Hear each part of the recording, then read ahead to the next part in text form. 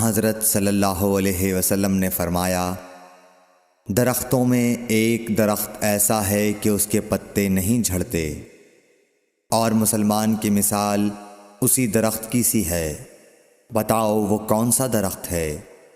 یہ سن کر لوگوں کا خیال جنگل کی طرف دوڑا۔ عبداللہ رضی اللہ تعالی عنہ نے کہا، میرے دل میں آیا کہ وہ کھجور کا درخت ہے، مگر میں اپنی کم سنی کی شرم سے نہ بولا۔ آخر صحابہ نے حضرت صلی اللہ علیہ وسلم سے پوچھا کہ وہ کون سا درخت ہے؟ آپ نے فرمایا، وہ کھجور کا درخت ہے۔ صحیح بخاری حدیث نمبر 61۔ حضرت صلی اللہ علیہ وسلم نے فرمایا، درختوں میں سے ایک درخت ایسا ہے کہ اس کے پتے نہیں جھڑتے، اور مسلمان کی بھی یہی مثال ہے، بتلاؤ وہ کون سا درخت ہے؟ یہ سن کر لوگوں کے خیالات جنگل کے درختوں میں چلے گئے۔ عبداللہ نے کہا کہ میرے دل میں آیا کہ بتلا دوں کہ وہ کھجور کا درخت ہے، لیکن وہاں بہت بزرگ موجود تھے، اس لیے مجھ کو شرم آئی۔ آخر صحابہ نے عرض کیا، یا رسول اللہ، آپ ہی بیان فرما دیجئے۔ آپ صلی اللہ علیہ وسلم نے بتلایا کہ وہ کھجور کا درخت ہے۔ صحیح بخاری حدیث نمبر 62۔ حضرت صلی اللہ علیہ وآلہ وسلم ایک بار مسجد میں بیٹھے ہوئے تھے، اتنے میں ایک شخص اونٹ پر سوار ہو کر آیا اور اونٹ کو مسجد میں بٹھا کر باندھ دیا۔ پھر پوچھنے لگا، بھائیو تم لوگوں میں محمد کون سے ہیں؟ حضرت صلی اللہ علیہ وسلم اس وقت لوگوں میں تکیہ لگائے بیٹھے ہوئے تھے۔ ہم نے کہا، حضرت محمد صلی اللہ علیہ وسلم یہ سفید رنگ والے بزرگ ہیں جو تکیہ لگائے ہوئے تشریف فرما ہیں۔ تب وہ آپ سے مخاطب ہوا کہ اے عبد المطلب کے فرزند۔ آپ صلی اللہ علیہ وسلم نے فرمایا، کہو میں آپ کی بات سن رہا ہوں۔ وہ بولا، میں آپ سے کچھ دینی باتیں دریافت کرنا چاہتا ہوں، اور ذرا سختی سے بھی پوچھوں گا تو آپ اپنے دل میں برا نہ مانیے گا۔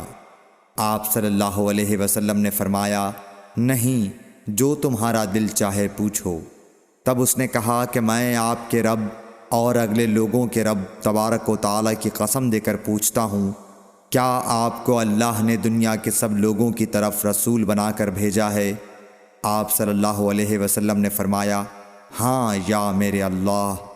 پھر اس نے کہا، میں آپ کو اللہ کی قسم دیتا ہوں، کیا اللہ نے آپ کو رات دن میں 5 نمازیں پڑھنے کا حکم فرمایا ہے؟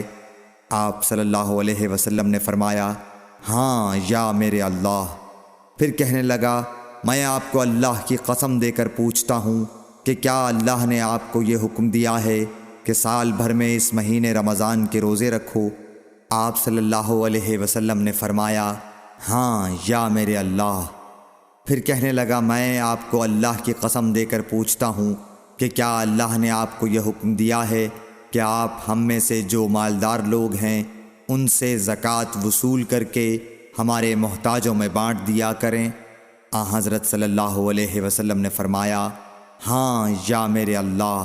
تب وہ شخص کہنے لگا، جو حکم آپ اللہ کے پاس سے لائے ہیں میں ان پر ایمان لایا، اور میں اپنی قوم کے لوگوں کا جو یہاں نہیں آئے ہیں بھیجا ہوا تحقیق حال کے لیے آیا ہوں۔ صحیح بخاری حدیث نمبر 63۔ رسول اللہ صلی اللہ علیہ وسلم نے ایک شخص کو اپنا ایک خط دے کر بھیجا اور اسے یہ حکم دیا کہ اسے حاکم بحرین کے پاس لے جائے۔ بحرین کے حاکم نے وہ خط کسریٰ شاہ ایران کے پاس بھیج دیا۔ جس وقت اس نے وہ خط پڑھا تو چاک کر ڈالا۔ راوی کہتے ہیں، اور میرا خیال ہے کہ ابن مسیب نے اس کے بعد مجھ سے کہا کہ اس واقعے کو سن کر رسول اللہ صلی اللہ علیہ وسلم نے اہل ایران کے لیے بد دعا کی کہ وہ بھی چاک شدہ خط کی طرح ٹکڑے ٹکڑے ہو جائیں۔ اللہ نے بہت جلد اپنے سچے رسول صلی اللہ علیہ وسلم کی دعا کا اثر ظاہر کر دیا۔ صحیح بخاری حدیث نمبر 64۔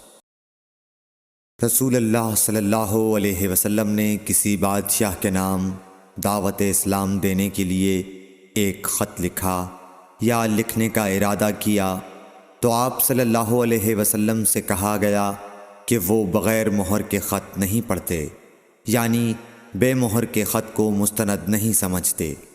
تب آپ صلی اللہ علیہ وسلم نے چاندی کی انگوٹھی بنوائی جس میں محمد الرسول اللہ کندہ تھا۔ صحیح بخاری حدیث نمبر 65۔